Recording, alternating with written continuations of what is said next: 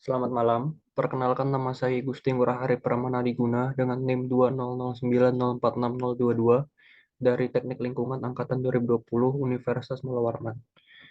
Jadi pada kesempatan kali ini saya akan membahas tentang lembar data keselamatan phenolphthalein dengan rumus kimia C20H14O4.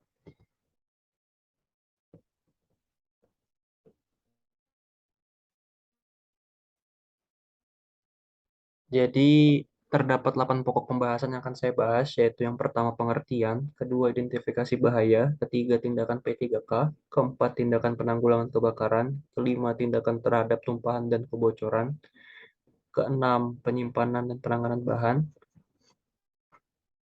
ketujuh pengendalian pemaparan dan perlindungan diri, dan kedelapan sifat-sifat fisika dan kimia.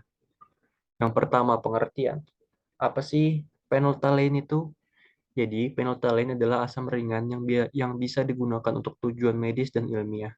Ketika digunakan dalam kedokteran, senyawa ini dikenal sebagai bahan dasar bagi obat pencahar. Di dalam laboratorium, phenolphthalein biasanya digunakan untuk menguji keasaman zat lainnya.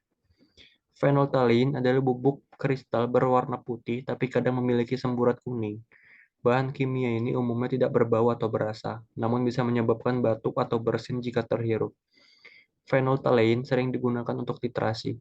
Titrasi adalah proses kimia antara bahan kimia yang diketahui yang direaksikan dengan bahan kimia lain yang tidak diketahui untuk mengetahui informasi dan sifat-sifatnya. Yang kedua adalah identifikasi bahaya. Jadi ini adalah piktogram tanda bahayanya, yaitu terdapat adanya risiko kesehatan karsinogenik dan mutagenik. Pernyataan bahaya H350 dapat menyebabkan kanker, H341 diduga menyebabkan kerusakan genetik, H361F diduga dapat merusak kesuburan. Pernyataan kehati-hatian P201 dapatkan instruksi spesial sebelum menggunakannya.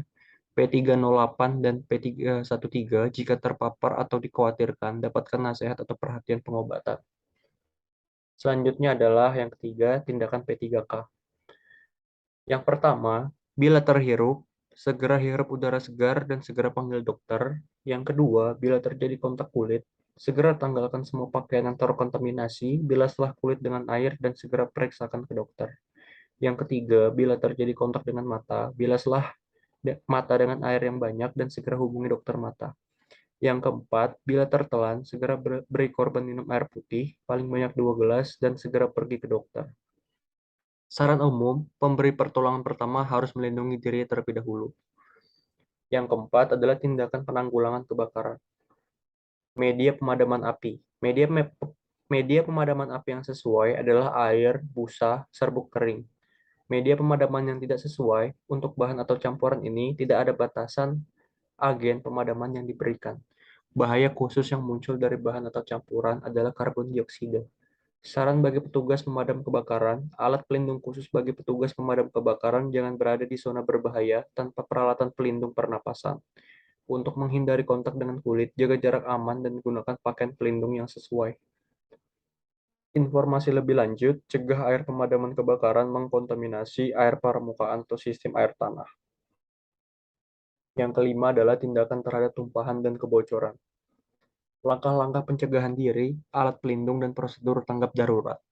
Nasihat untuk personel non-darurat, hindari terjadinya pembentukan dan inhalasi debu dalam semua keadaan.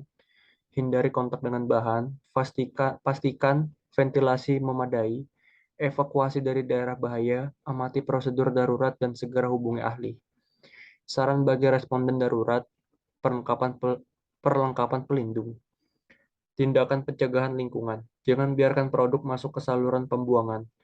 Metode dan bahan untuk penyimpanan dan pembersihan. Tutup saluran, kumpulkan, ikat, dan tumpahkan. Dikeluarkan dengan pompa. Amati kemungkinan pembatasan bahan, ambil dalam keadaan kering, teruskan ke pembuangan, bersihkan area yang terkena, hindari pembentukan debu. Yang keenam, penyimpanan dan penanganan bahan. Kehati-hatian dalam menangani secara aman, langkah-langkah pencegahan untuk penanganan yang aman. Kenakan pakaian pelindung, jangan menghirup zat atau campuran, taati label tindakan pencegahan. Tindakan higienis, segera ganti pakaian yang terkontaminasi, cuci tangan setelah bekerja dengan bahan tersebut. Kondisi penyimpanan yang aman termasuk adanya inkompatibilitas. Kondisi penyimpanan tertutup sangat rapat, kering, simpan di tempat yang berventilasi baik, simpan dalam keadaan dalam tempat terkunci atau di tempat yang hanya dimasuki oleh orang-orang yang mempunyai kualifikasi atau yang berwenang. Suhu penyimpanan yang direkomendasikan. Suhu penyimpanan tidak ada batasan.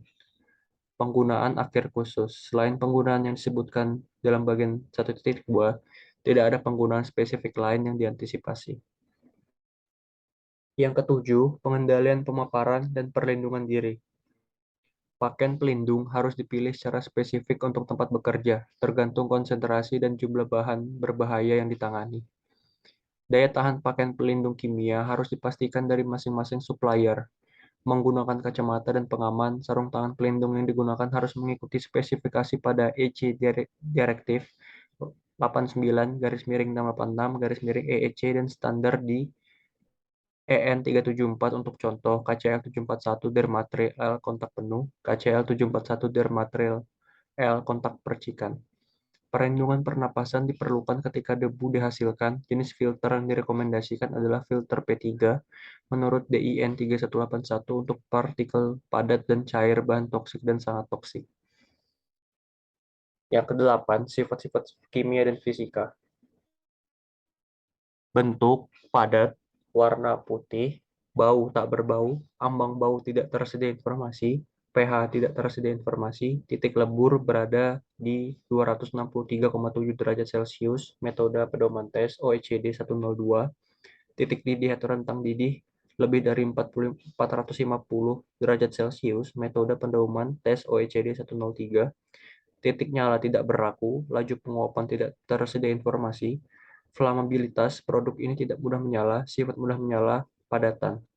Terendah batas ledakan tidak tersedia informasi, tertinggi batas ledakan tidak tersedia informasi, tekanan uap kurang dari 0,00001 PA pada 50 derajat Celcius, metode pedoman tes OECD 104, kerapatan densitas uap relatif tidak tersedia informasi, untuk densitas 1,296 gram per cm kubik pada 20 derajat Celcius. Mungkin hanya itu yang dapat saya sampaikan. Untuk kurang lebihnya saya mohon maaf dan selamat malam.